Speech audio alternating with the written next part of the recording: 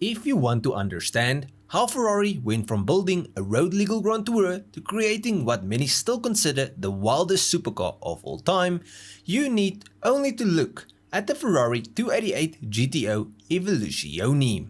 This was a car that stood with one foot in the world of Group B racing and another in Maranello's experimental skunkworks.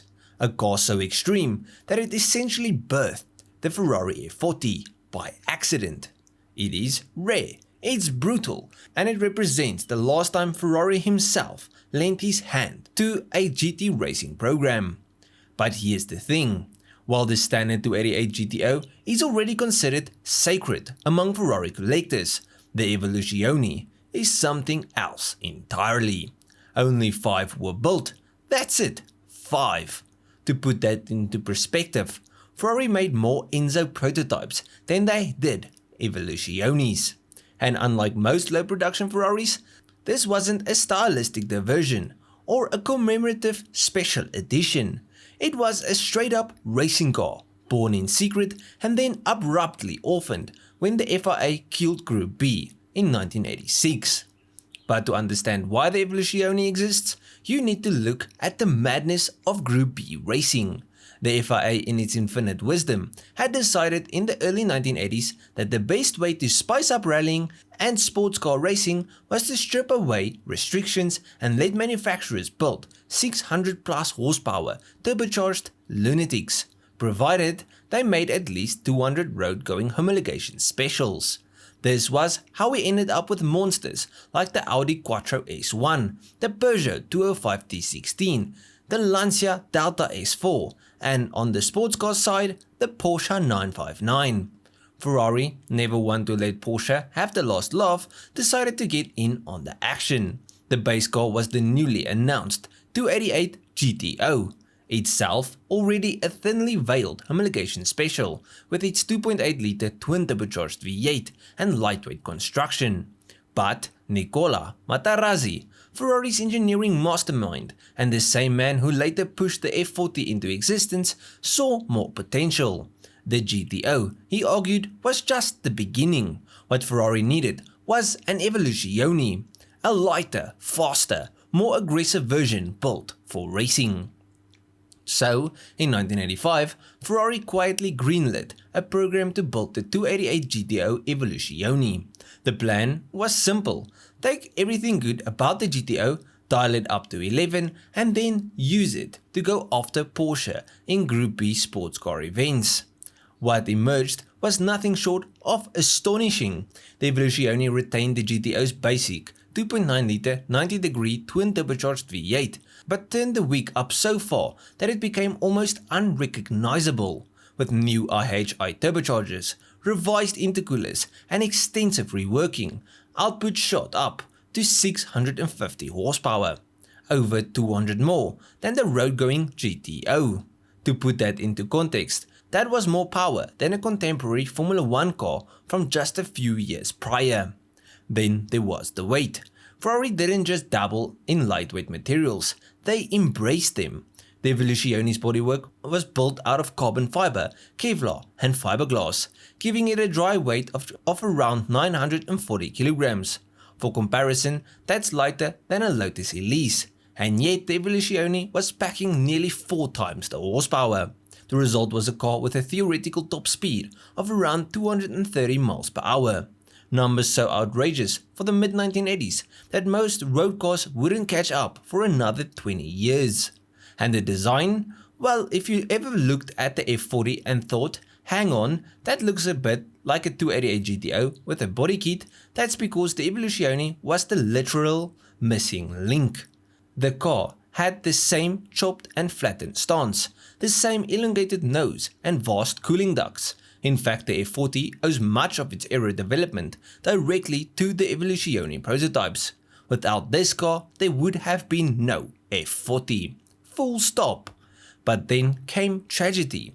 In 1986, after the deaths of Henry Twevenin and co-driver Sergio Cresto in the Tour de Corsa, the FIA panicked and shut down Group B entirely. Overnight, Ferrari's Evoluzione project was dead. The cars had nowhere to race, and Ferrari had little interest in running a program with no championship to chase. Of the 6 cars built, 5 survived. 1 was sacrificed to wind tunnel testing, and the rest was handed off quietly to collectors and insiders. But what makes the Evoluzione more than just a footnote in Ferrari's history is that it was the last GT racing car Enzo Ferrari himself personally signed off on. By the late 1980s, Enzo's health was declining, and while he remained a formidable presence at Maranello, he no longer had the energy to oversee every project. The Evoluzione therefore carries a certain weight.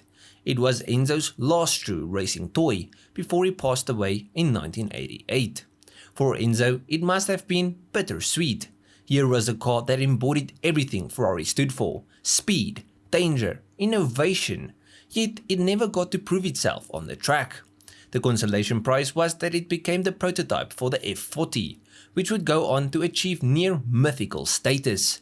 In a sense, the Evoluzione lives on every time someone talks about the F40 being the greatest Ferrari ever built. But all of that brings us to the car now up for sale, chassis number 79888. This was the 4th Evoluzione built, originally delivered to Belgian racing driver Jean Blotton. Later, the car passed into the hands of Lawrence Stroll, who you'd know today as the man bankrolling Aston Martin's Formula 1 escapades, and who, unsurprisingly, has a soft spot for rare Ferraris. Today, 79888 is considered one of the most original and well-preserved Evoluziones in existence. Recently, it underwent a full service and light refurbishment at Migalotto, the same outfit that originally helped Ferrari develop the car. The bill? £133,000. That's not for a rebuild, by the way, that's just keeping it in good condition. Imagine what a full engine out restoration would cost. Anyways, how much is this thing worth? Well, that's the fun part. RM Sotheby's are selling it via sealed bids, which means you can't just rock up with a checkbook and hope to walk away with the keys.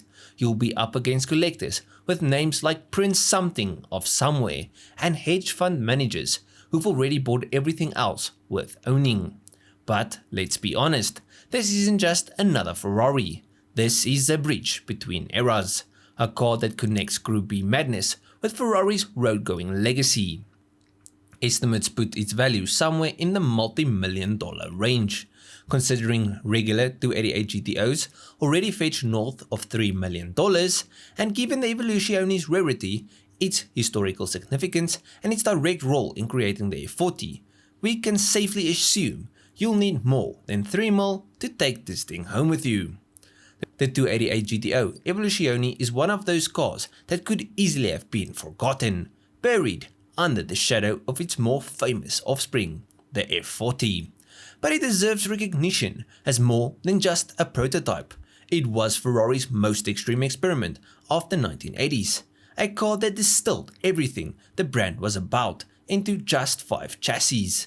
Lightweight construction, outrageous power, innovative aerodynamics, and a disregard for comfort or practicality. It's all there. And yet, unlike the F40, these cars exist almost in legend, surfacing only occasionally, usually in the hushed tones of auctions, where the words, "if you have to ask, you can't afford it," are practically printed on the catalogue. In the end, the Evoluzione is not just a precursor to the F40, it's the purest Ferrari of its era. A machine designed with no compromises, no boardroom interference, and no thought of customer comfort. Just raw, unfiltered speed, built in the spirit of a racing category, so dangerous that it had to be banned. And for that reason alone, I think this car is priceless. But at the end of this video, please let me know what you guys thought of the video, what do you guys think of this car and its story, and if you guys enjoyed this video, please leave a like and subscribe to the channel. Now if you guys did like this video, you'll most probably enjoy most of my other stuff, so just go through my channel, see if there's something else I like, I'll check you guys in the next one. Cheers,